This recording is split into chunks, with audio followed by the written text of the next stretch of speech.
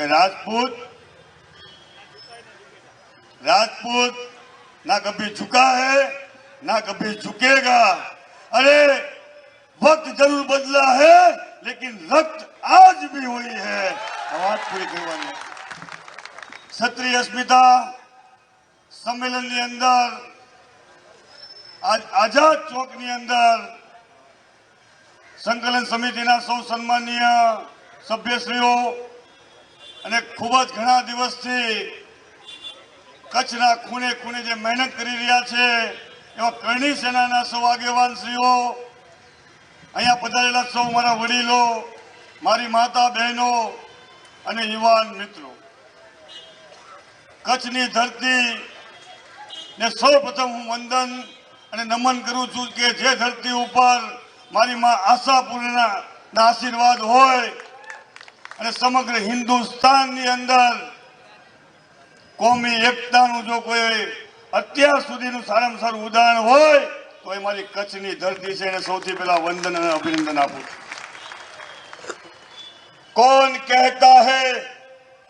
कौन कहता है कि कामयाबी किस्मत से तय होती है। अरे जिनके इरादों में दम होता है मंजिलें वहां पर भी झुका करती है. समग्र गुजरात ની અંદર પરસોત્તમ રૂપાલાની જે ટિપ્પણી હતી અને ક્ષત્રિય સમાજની મા દીકરી એની અસ્મિતા ઉપર જ્યારે ટિપ્પણી કરી, સમગ્ર ગુજરાતની અંદર તાલુકે તાલુકે જિલ્લે આવેદન પત્ર આપવાના હોય, નિવેદન કરવાના હોય, જિલ્લા વાઇઝ તાલુકા વાઇઝ એના કંઈક સંમેલનો કરવાના હોય કે રાજકોટની અંદર એક વિશાળ સંમેલન કરવાનું હોય, ક્ષત્રિય સમાજે પહેલેથી લઈને છેલ્લે સુધી એની મર્યાદાનો એક પરચો જે આપ્યો.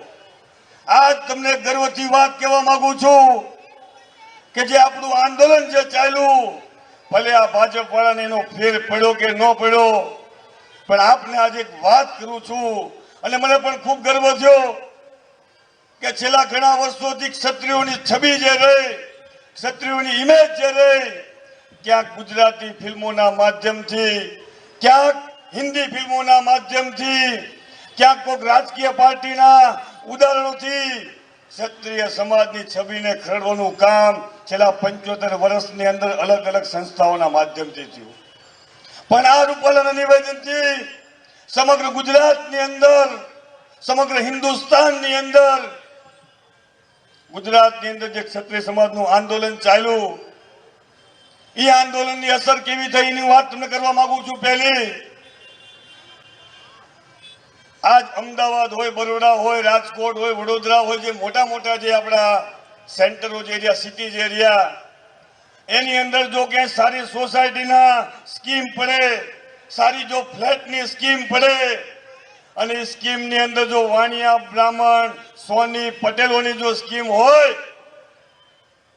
તો અમે આ અનુભવ્યું છે અને મંચ ઉપરથી કહું છું કે અહીંયા કોઈ ક્ષત્રિયનો દીકરો જો ફ્લેટ કે સોસાયટીની અંદર મકાન લેવા જાય તો એ સોસાયટીના જે સ્થાપકો જે હોય, બિલ્ડરો જે હોય, એમ કે બાપુ બે હાથ જોડું, અમે બાપુનું મકાન નથી આપતા. વાત ખોટી છે? સાચી વાત છે? સાચી વાત છે ને? પણ આપની તાકાત, મારા માતાજીની જે આશીર્વાદ અને આપણું આંદોલન શરૂ થયું, સમગ્ર ભારતને, સમગ્ર ભાજપને અને સમગ્ર બીજા સમાજોને એવું હતું કે ક્ષત્રિય સમાજ 4-5 દી આંદોલન કરશે, એની વાત જો કોઈ નહીં સાંભળે તો રસ્તા ઉપર ધીંગાણું કરવા નીકળશે. પણ આપણે શ્રી રામચંદ્ર ભગવાનના વંશજ છીએ, શ્રી કૃષ્ણ ભગવાનના વંશજ છીએ. આપણે આપણી મર્યાદાનો પરચો પણ આંદોલનની અંદર આપ્યો અને એની અસર શું થઈ તમને વાત કરવા માંગુ છું. આજથી 1 મહિના પહેલા મારા એક મિત્ર છે નરોડાની અંદર નવી સ્કીમની અંદર ફ્લેટનું બુકિંગ કરવા માટે ગયા. ફ્લેટનું બુકિંગ કરવા ગયા, મેં આપને પહેલા વાત કરી એમ બિલ્ડરે કીધું બાપુ મકાન અમે બાપુ નથી આપતા. પણ આપણું આંદોલન જે રીતે ચાલ્યું, આજથી 3 દિવસ પહેલા સોસાયટીની એ મીટિંગ જ્યારે મળી ત્યારે એ મીટિંગની અંદર ચર્ચાનો વિષય હતો ક્ષત્રિય આંદોલન અને જૈન સમાજ, સોની સમાજ, બ્રાહ્મણ સમાજના એ સોસાયટીની અંદર હતા સભ્યો બધા ભેગા થયા. ક્ષત્રિય સમાજના આંદોલનનો મુદ્દો ત્યાં ચર્ચા કરવામાં આવી ત્યારે એક સોની સમાજના આગેવાને ઉભા થઈને કીધું કે આપણા સોસાયટીની અંદર પણ જો કોઈ બાપુનું મકાન હોય તો આપણે ચિંતા કોઈ દિવસ ન હોય. આપણા બેન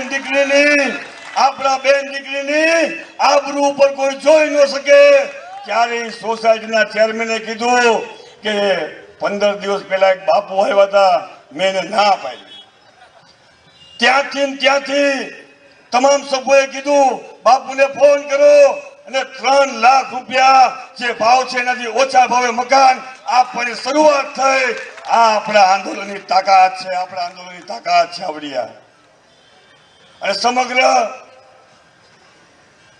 ક્ષત્રિય સમાજ સંપૂર્ણ મર્યાદા સાથે લડશે. અને આજ જ્યારે હું આ માંડવીની ધરતી ઉપર આવ્યો ત્યારે મને સમાચાર મળ્યા કે બાજુના ગામની અંદર પાટીદાર સમાજનું એક સંમેલન ભાજપ દ્વારા કરવામાં આવે છે. કયું ગામ છે? ત્યાં પાટીદાર સમાજનું આંદોલન આગેવાનો ભેગા થયા છે. અહીંયા આપણે ભેગા થયા છીએ.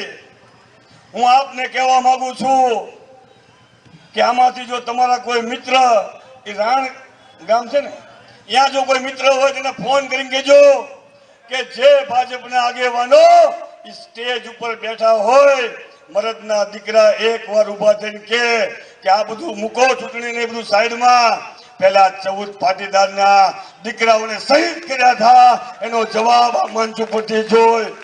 આ કોઈ તમારા મિત્ર જો અહીંયા ગયા હોય એને જરાક કહેજો અહીંયા. અને મારા બેનબાને ભાષણ કરતા હતા, આપણી છાતી ગદગદ થાય. મર્યાદાની અંદર તમે જે ભાષણ કર્યું, તમારી વાતની અંદર 2 વાત એવી હતી. એક વાત તમે કરી કે ભાજપના આગેવાન આપણને મુઠ્ઠીભર કહેવા માંગે, મુઠ્ઠીભર છી એવું કે છે. અને બીજી વાત તમે કરી કે મહાભારતની અંદર શિશુપાલના જ્યારે 100 પાપ ભેગા થયા ત્યારે શ્રી કૃષ્ણ ભગવાને ચક્રથી એના માથાનો વધ કર્યો તો. 2 વાત તમે કરી. પણ બેનબા ચિંતા ન કરતા, મુઠ્ઠીભર આપણને કીધા છે. આપણે એમને કહેવાનું છે કે છી મુઠ્ઠીભર. અમે મુઠ્ઠીભર એટલા માટે છે કે આજ આકાશની અંદર જો સોમનાથની જો ધજા ફરકતી હોય તો એ મંદિરના પાયાની અંદર હજારો રાજપૂત સાથે અમારો હમીરજી ગોયલ સૂતો છે. એટલે અમે મુઠ્ઠીભર છીએ મુઠ્ઠીભર. આપણે છી મુઠ્ઠીભર. રાજસ્થાનની અંદર શ્રીનાથજીની મૂર્તિ જો આજે પણ ખંડિત ન થઈ હોય તો 50,000 રાજપૂતો ના માથા કપાણા આજે પણ પાયાની અંદર રાજપૂતો હોતા છે. એટલે મુઠ્ઠીભર છીએ મુઠ્ઠીભર. આપણે આ દેશની અંદર એક ગામની અંદર તળાવના કાંઠે, ગામની અંદર ભાદરની અંદર, ગામના ચોરા ઉપર જે પાળિયા હોતા છે, ગામની રક્ષા કરવા માટે, મારી મા બેન દીકરીની રક્ષા કરવા માટે, ક્યાંક મંદિરની રક્ષા કરવા માટે, ક્યાંક ગાય માતાની રક્ષા કરવા માટે જે હોતા છે. એટલે મુઠ્ઠીભર છે. બેન ચિંતા ન કરતા. શરૂઆતમાં કહેતા હતા કે મુઠ્ઠીભર છે. આપણા સંમેલનો જોઈને કે છે ખોબા જેટલા છે. આપણા મુઠ્ઠીમાંથી ખોબી આવ્યા છે. આપને કહેવા માંગુ છું 7મી તારીખે એવું કહેશે પેટી ભરીને ક્ષત્રિયો છે. અને આપને એક ગેરંટી બીજી આપું છું, જે મોદી ગેરંટી આપે છે એવી. મોદી જેવી ગેરંટી નથી. એની 2 ગેરંટી જે હતી એ ફેલ કરી. પહેલી ગેરંટી, જે વ્યક્તિ દેશનો વડાપ્રધાન હોય અને 80 વર્ષની એની માતા અથવા સ્વર્ગવાસ થઈ ગયો છે એને પણ નોટબંધીમાં લાઈનમાં ઊભી રાખી એવી ગેરંટી નથી. બીજી ગેરંટી પણ એની ફેલ થઈ ગઈ હતી. જેમ રાણુભાઈએ વાત કરી કે આજ જેના લગ્ન થાય અને જે મંગળસૂત્રની ગેરંટી જો ન નિભાવી શકે, શું આ દેશની ગેરંટી નિભાવશે? પણ આપને ગેરંટી આપું છું, જેથી રિઝલ્ટ આવશે તેથી ક્ષત્રિય, આજ ભાજપવાળા કહે છે કે ક્ષત્રિય એટલે આકાશ સુધી છે. આ ગેરંટી તમને આપણે આપું છું. કોઈ મીન મેઘ નથી આની અંદર. અને બીજી એક વાત ખાસ આપને કહેવા માંગુ છું, અને ભાઈ ભૂપતસિંહ જાડેજાએ જે એની કારકિર્દીનું સમર્પણ આપ્યું છે, ક્ષત્રિય સમાજના આગેવાનોને વિનંતી છે એની કારકિર્દીને લાંછન ન લાગવું જોઈએ. અને મને ગર્વ છે, ગર્વ એટલા માટે છે કે એ ગુંદિયાળી છે, ને ગુંદિયાળી એટલે મારું મોટું મોસાળ છે, મોટું મોસાળ. સારું થયું તમે જો પટ્ટો કાઢીને જો ન આવ્યા હોત તો આ રાણુબા મને કહે તમારા મામા ભાજપમાં. તમારો આભાર. અને વાત હવે એક અગત્યની કરવા માંગુ છું. રામદેવસિંહભાઈ થોડા ગરમ થઈ ગયા છે. સોશિયલ મીડિયામાં જે વોર ચાલુ છે, વોર, ક્યાંક ને ક્યાંક હું યુવાનોને વિનંતી કરવા માંગુ છું, હજી પણ જે ક્ષત્રિયો ભાજપની અંદર છે તમે મારું માન તો રાખશો ને? માન રાખશો કે નહીં રાખો?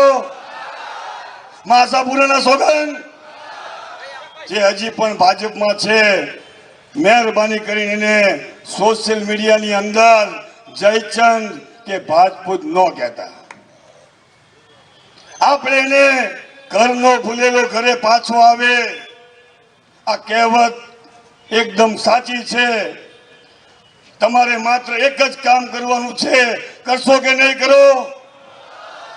ભાજપમાં જેટલા આગેવાન છે એના નામ લખી મારી માતા બહેનોને આપજો. અને માતા બહેનો, તમે એક કામ કરશો કે નહીં કરો? તમારા દીકરાનું એક કામ તમારે કરવાનું છે, કંકાવટી લઈ, રાખડી લઈ, મારા આગેવાન જે લિસ્ટ આપે એ ભાજપ વાળાના ઘરે જઈ એને કંકુ તિલક કરવાનું છે, રાખડી બાંધવાની છે. અને ગમે તેવો ક્ષત્રિય હોય જ્યારે એની બેન રાખડી બાંધે ત્યારે તમે જે માગો એ તમને આપણે આપીએ. મત નથી માગવાનો, આપણે મત નથી માગવાનો. એમને કહેવાનું છે મા બેનની અસ્મિતા માટે મારો ભાઈ તું પણ લડજે. હવે કોઈ પણ વ્યક્તિ ભાજપમાં નહીં રહે, આ સિસ્ટમથી ચાલજો. નકર આ ભાજપ વાળા કોણ છે તમને ખબર છે ને? જેને આ દેશની અંદર આઝાદી માટે હિન્દુ, મુસ્લિમ, શીખ, ઈસાઈ બધા ભેગા મળીને લડ્યા.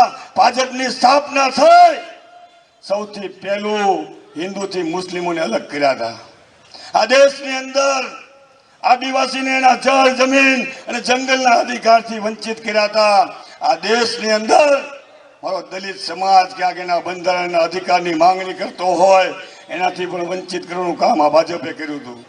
આ દેશની અંદર પાટીદાર સમાજ એના ન્યાય હકની વાત કરતો હોય, ન્યાય કે હક આપવાની જગ્યાએ એમના 14 પાટીદારોના દીકરાને છાતીમાં ગોળી મારવાનું કામ આ ભાજપની સરકારે કર્યું છે. હું આપને કહેવા માંગુ છું, અને ખાસ કરીને જ્યારે આ વિસ્તારની અંદર આપણો ગઢવી સમાજ ખૂબ મોટી સંખ્યાની અંદર હોય, મારે આ મંચ ઉપરથી એ ચારણ ગઢવી સમાજને મારે કહેવું છે, ઇતિહાસના પાનાની અંદર ચારણ સમાજે, ગઢવી સમાજે માત્ર દુઆ નથી ગાયા, ક્ષત્રિયોને મરતા પણ શીખવાડ્યું છે. અને રણ મેદાનની અંદર મારો ચારણ કે ગઢવી સમાજ ક્ષત્રિયની હારે તલવાર લઈને રણભૂમિમાં લડ્યો પણ છે. અમે તો માથા આપ્યા છે, તમે પણ માથા આપ્યા છે. હવે સમય માથા ભેગા કરવાનો છે. આ વિસ્તારના ગઢવી સમાજને મારો સંદેશો પહોંચાડજો કે તમે જો મારી વાત ન માનતા હોય તો જામ ખંભાળિયાની અંદર પણ જેટલો અહીંયા ગઢવી સમાજ છે એટલો ત્યાં ગઢવી સમાજ છે.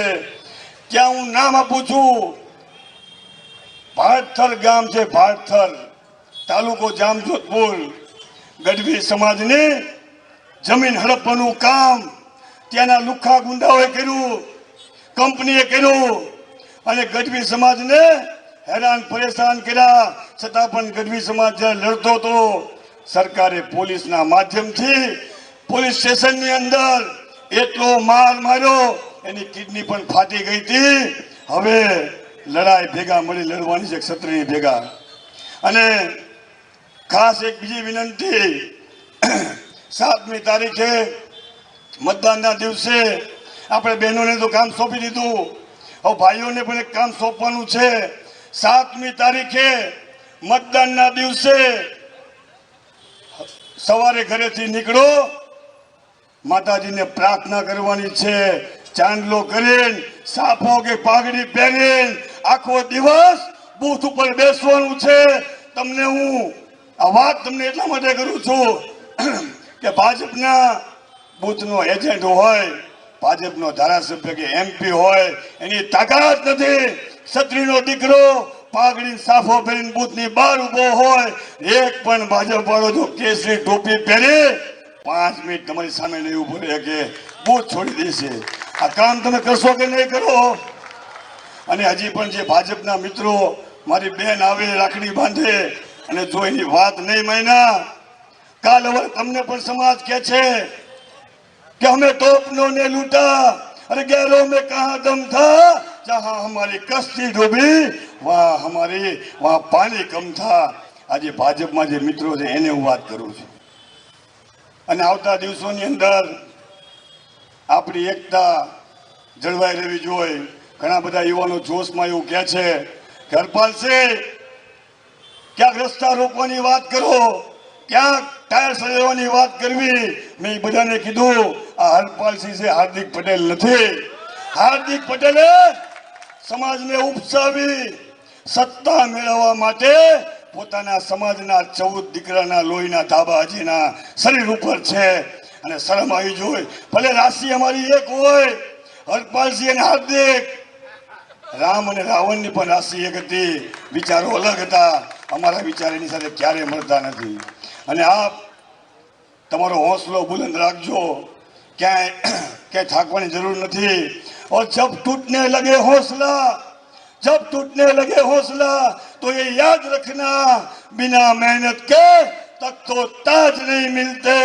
अरे ढूंढ लेना अंधेरों के अंदर भी अपनी मंजिल को, जुगनू कभी रोशनी के मोहताज नहीं होते.